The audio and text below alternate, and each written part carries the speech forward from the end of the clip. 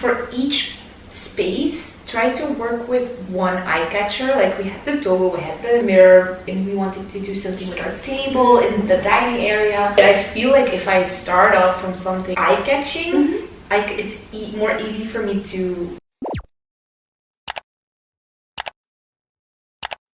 Hi, my name is Abra and I have created an apartment tour series on my channel. Basically, I get to travel and talk to great people about their home. I am including some of the discussions in this Conversation with Creative series where we'll talk about vintage home decor tips for rentals, amongst other things. Alright, get comfortable and I hope you'll enjoy the show. Alright, so we're done with the tour of your beautiful home, and I guess I just wanted to take some time to like talk to you more, because a lot of what I find impressive in your home that we see on your TikTok, which name is It's on the Third Floor, is how much of what you found is secondhand. So what's the method? Do you have addresses to share? I don't really often go to these big places where I know it's going to be really expensive. It's also nice, of course, to dream and to get inspired. And so that's it's good for that. But then I also know I'm never going to find a table for 50 euros there, and that's part of the catch. Like that's how we were able to fill this place with a lot of nice stuff. It's because our budget that we were looking for things that fit our budget. When I look for something specific, I'm literally looking online every hour. Like I love the filters. For example, on Facebook Marketplace, like added to the last 24 hours, so you don't have to like look between everything you already saw. So Facebook Marketplace is definitely a thing. And then we have this website called secondhand.com, and we're lucky because we're close to the Netherlands. This one came from the Netherlands, and they also have a very good online website. It's also dangerous though, because when you enter that website, you're like, okay, you have to be ready to drive for your dream table for like at least 2 hours. But those are my 3 online places. Also because I'm looking for affordable stuff. There are so many online websites, but it's never. I mean, I don't look for a crazy design table. I'm looking for something that looks nice, that is also affordable.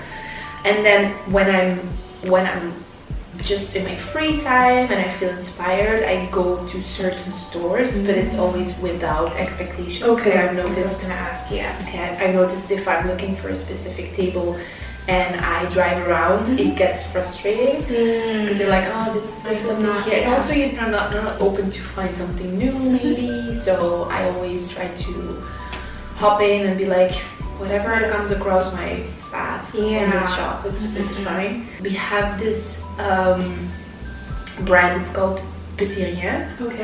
And they have nice stuff. And then in the center there are a few affordable places.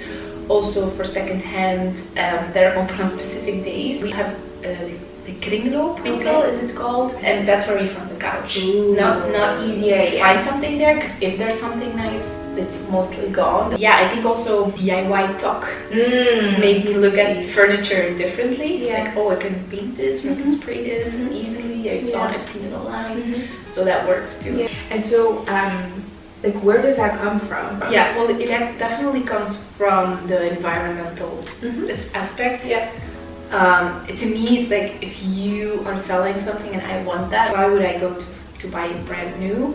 I like this cycle of people using something, they don't need it anymore, and you can like sell it and then I buy it. I just love that part. Even if I'm looking for a specific IKEA item, I always check if someone is selling it secondhand. And also don't care like if it has scratches or something. It's also nice that it's much cheaper. I think it just makes nice furniture accessible to everybody. The only thing you need is time, and you need to be willing to spend a lot of time scrolling, looking, and be creative with your terms.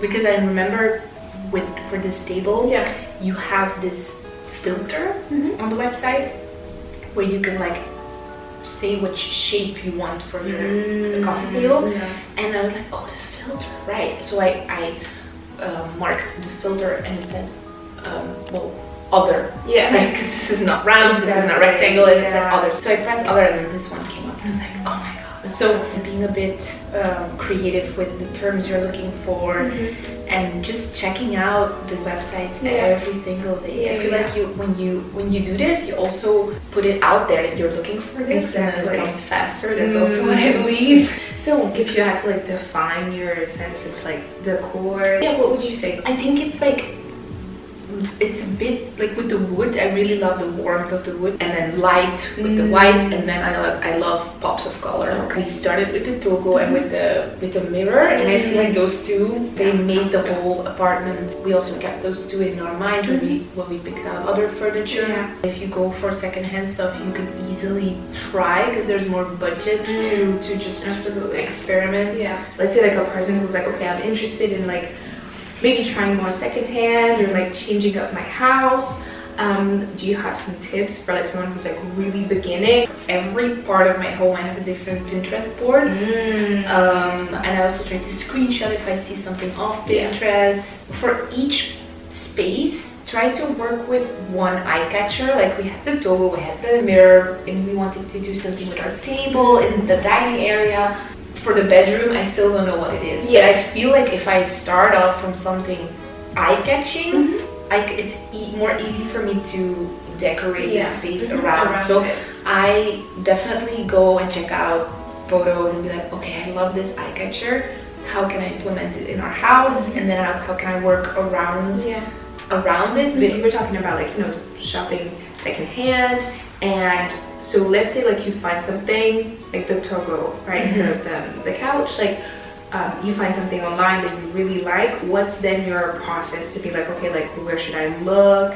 How do you work with that? Well, we actually made a big mistake with the Togo, because I told you there are stains on it, and we didn't ask for it online. I think my biggest mistake or flaw when it comes to secondhand shopping is that I see something online and then I'm like, I want it. So I send the guy like, I can come and get it now. And then I'm there and it's like, oh, this actually is not that nice. But then I'm so socially awkward. I'm too scared to tell him. And so I'm like, okay. And then I go home with it. So right now I'm like, I can come and look today. That's all. By the way, saying I'm available to come and look now.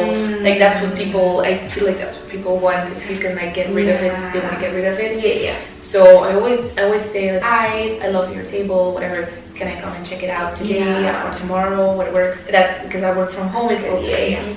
You mentioned like working from home. So where in the house actually do you work? Well, I work from the couch or that couch, but I feel like it's not good if I work from the couch. But it's so nice to sit here in the couch and then I have my laptop from the armrest. So I try to work from the table, which is, after a while it's like, no, I want to go to the couch. And because I work from the couch, it's more difficult to close off the day. Because then I'm like, if I have a cozy night, I just close my laptop and I'm like, back to the couch where I was all day. So that's why I really have to make sure I work from this way, table. Like, so you can close your laptop and just be like, oh, here. I'm done. I know I keep saying last question, but promise last question. Is there like something that right now you have your eyes on? Not specific, but I'm really looking for inspiration for our bedroom. Okay. Like I want tall vibes, like cozy, but then I also want popping colors and I have no idea what color palette I want. I was thinking about blue, but I'm like, okay, we already have blue in the living room. Let's chill down with the blue. So if anybody has bedroom tips, that would be really nice. And then I think I really want the chrome chairs for the dining area. I really have to start hyper focusing on that.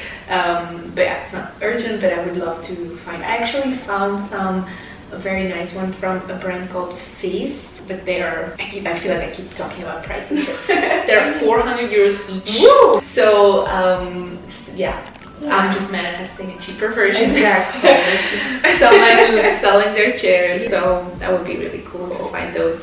hopefully. Yeah. Okay, well, thank you so much for having me. Honestly, Thank you to for you and to coming. Davey, who's not on camera, but who's been lovely, and Dexter. This has been amazing. Your home is gorgeous. Thank you so much. Yeah, I hope that you'll send me a little pic with your new chairs. And Yes, I will do. Thank you so much for coming. Well, thank you everyone for watching. That wraps up episode 2 of the Conversation with Creative Minds series. Check out episode 1 on my YouTube channel with Stephanie, and we are talking about rental tips from her London apartment tour. If you've enjoyed this episode or enjoy apartment tours in general, then definitely check out my YouTube channel. On this season 2, I went to New York and filmed a Queens, New York City apartment tour.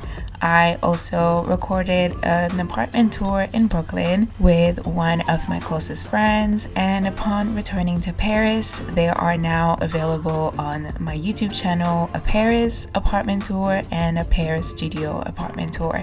Thanks again for watching, and see you all next Thursday. Bye!